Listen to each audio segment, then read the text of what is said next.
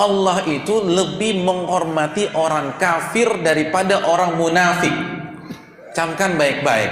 Allah lebih menghormati orang kafir daripada orang munafik. Buktinya apa? Orang munafik disiksa lebih parah daripada orang kafir. Innal munafiqina fid darkil asfali minan nar. Sesungguhnya orang munafik berada di basementnya neraka. Jadi B2, B3, B4, nah itu di basementnya neraka, di keraknya neraka. Apa penyebabnya? Karena orang kafir fair. Dia nggak mau tunduk, dia katakan saya nggak mau tunduk. Dia durhaka, dia katakan saya nggak percaya. Orang munafik tidak jujur. Dia mengaku saya menyerah, tapi main belakang, tapi ngebantah, tapi kasih opini, tapi kasih komen, tapi mendebat. Gimana sih? Katanya menyerah, nggak fair. Allah lebih suka fair-fairan aja. Kalau Anda nggak terima, katakan saya nggak terima. Kalau Anda nggak percaya, katakan saya nggak percaya. Itu lebih dihormati oleh Allah. Adapun munafik tidak gentle, ngaku muslim tapi bermain di belakang. Oleh karena itu, hadirin yang dirahmati oleh Allah, jadilah muslim sejati sebagaimana harapan dari Nabi Ibrahim. Rabbana waj'alna muslimaini laka.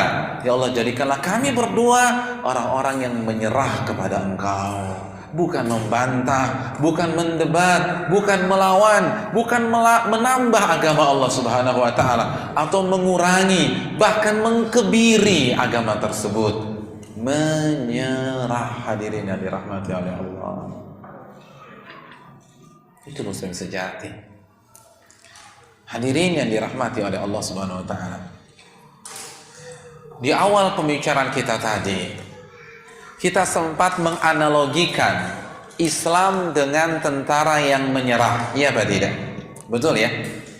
Hadirin yang dirahmati oleh Allah, perlu kita ketahui dalam ilmu analogi atau ilmu kias, dua hal yang dikiaskan itu tidak harus sama dari semua sisi.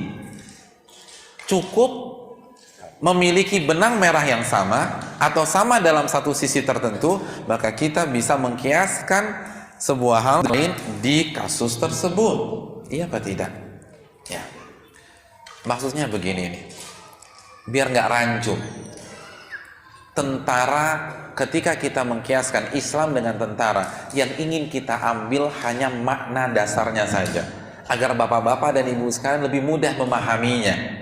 Bukan menyamakan penyerahan seorang hamba kepada Allah dengan penyerahan seorang tentara kepada musuhnya secara mutlak. Saya ingin bertanya, apabila seorang tentara menyerah kepada musuhnya, kepada siapa dia menyerah?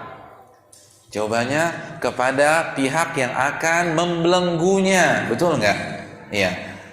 Kepada siapa dia menyerah? Kepada pihak yang akan menyiksanya. Iya apa tidak? Bahkan kepada pihak yang akan melukai, bahkan tidak segan-segan membunuhnya. Ini perbedaannya. Seorang hamba ketika menyerah kepada Allah Subhanahu wa taala, maka ia baru saja menyerah kepada penciptanya. Siapa penciptanya? Ar-Rahman, Ar-Rahim, Al-Alim, Al-Khabir. Kita baru saja menyerahkan urusan kita kepada Al-Alim. Siapa Al-Alim, hadirin sekalian? Allah. Allah berfirman, ala ya'lamu man khalaqa wa huwal latiful khabir. Dalam surat Al-Mulk ayat 14 Allah menyatakan, bukankah yang menciptakan Anda lebih tahu tentang Anda? Bukankah yang menciptakan Anda lebih tahu tentang Anda? Bapak-bapak punya mobil Mercedes-Benz S-Class, paling tinggi ya S-Class ya. Saya ingin tanya, ketika ada masalah atau ketika ingin servis, kira-kira kita bawa ke bengkel mana, hadirin? Bengkel resmi Mercy. Kenapa demikian? Pak Ustadz, simpel, pabrikannya lebih tahu tentang kondisi mobil ini. Hadirin, kalau masalah mobil aja begitu, bagaimana dengan manusia yang lebih sulit dimengerti ribuan kali daripada mercy. Bukankah pencipta kita lebih paham tentang kita? Kenapa kita nggak serahkan saja kepada ahlinya, kepada pencipta kita? Ala ya'lamu man khalaqa wa huwa latiful khabir.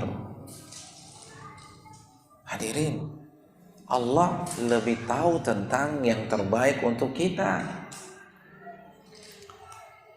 Jangan sok pintar di hadapan Allah. Allah berfirman dalam surat Al-Baqarah 216, "Wa 'asa an takrahu syai'an wa huwa khairul lakum."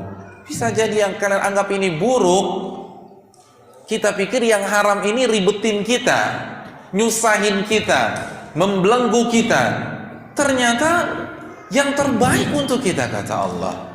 Wa 'asa an tuhibbu syai'an wa huwa syarrul lakum. Dan sebaliknya, kita anggap ini baik untuk kita, ternyata haram dan buruk untuk kita. Wallahu ya'lamu wa antum la ta'lamun. Allah yang Maha tahu dan kalian nggak ngerti apa-apa, kata Allah. Kita nggak boleh sok tahu. Ustaz, kalau ini haram, ini haram, ini haram, terus saya kerja apa? Bapak baru saja sok tahu di hadapan Allah. Masa nggak ada jalan keluar? Allah berfirman, "Waman yattaqillah yaj'al lahu makhraja." Dan barang siapa yang bertakwa kepada Allah, Allah akan berikan solusi. Hadirin, tidaklah sesuatu dihalalkan oleh Allah kecuali karena Allah tahu itu bermanfaat atau aman untuk kita konsumsi dan kerjakan. Dan tidaklah sesuatu itu diharamkan oleh Allah karena Allah tahu jika kita mengkonsumsi dan mengerjakannya itu akan merusak kita dan meracuni kita. Allah Subhanahu wa taala berfirman, "Wa yuhillu lahumut thayyibat wa yuharrimu 'alaihimul khaba'ith." Yang Nabi halalkan hanya yang baik-baik saja untuk kalian, dan yang Nabi haramkan hanya yang buruk-buruk saja untuk kalian. Yang menciptakan kita lebih paham tentang kita. Oleh karena itu menyerahlah. Kenapa kita bisa menyerah kepada manusia? Karena ilmunya. Namun kita tidak bisa menyerah kepada Allah, padahal Allah yang maha berilmu dari segala sesuatu. Saya ingin tanya hadirin sekalian rahimanillah wa iyyakum. Ketika ada seseorang dioperasi di kepalanya atau bypass, kira-kira dia bius atau dia dalam kondisi sadar? Bius kan? Dibius. Artinya apa? Dia menyerahkan sepenuhnya kepada sang dokter. Padahal kalau dokter salah gunting, fatal apa enggak? Fatal. Kenapa dia bisa menyerahkan hal yang sangat-sangat vital dalam hidupnya? Ini hidup mati loh. Dokter salah, fatal. Dan kita nggak bisa ngapa-ngapain. Kan kita udah tanda tangan. Aman. Tapi kenapa kita bisa menyerah? Dengan penyerahan yang sangat total, kita rela dibius. Ada yang mengatakan, "Dok, saya mau operasi kepala tapi jangan dibius. Saya ingin pastikan dokter nggak salah gunting." Ada yang seperti itu? Kan nggak ada. Kita menyerah. Kenapa kita menyerahkan kenapa kita menyerahkan operasi yang sangat besar ini kepada sang dokter? Karena kita tahu dokter pakarnya, karena ilmunya sang dokter. Kalau kita bisa menyerahkan hal itu kepada dokter dengan ilmunya, padahal saya ingin tanya, dokter bisa salah apa enggak? Bisa. Dokter bisa keliru? Bisa keliru. Kenapa kita tidak mempercayakan hidup kita, tubuh kita kepada Rabbul Alamin yang tidak mungkin pernah keliru? Saya ingin tanya, ketika dokter kasih resep, kira-kira resep itu antum tebus apa enggak? Tebus. Ketika antum kasih ke apoteker, antum tungguin di dapurnya atau antum duduk di ruang tunggu dan pasrah begitu saja dengan racikan sang apoteker? Antum akan pasrah nunggu. Padahal kalau salah nyampur fatal apa enggak? Antum keracunan loh. Tapi kenapa antum menyerahkan obat tersebut biar diracik oleh apoteker? Itu menyerah, iya enggak? Itu menyerah. Karena kita katakan, karena apoteker tahu ilmunya Pak Ustaz. Saya mah pasrah aja. Itu bisa. Sama dokter bisa, sama apoteker bisa. Tapi kenapa kepada Al-Alim, Al-Khabir kita memberikan mosi tidak percaya kepada Rabbul Alamin? Na'udzubillah, tsumma na'udzubillah.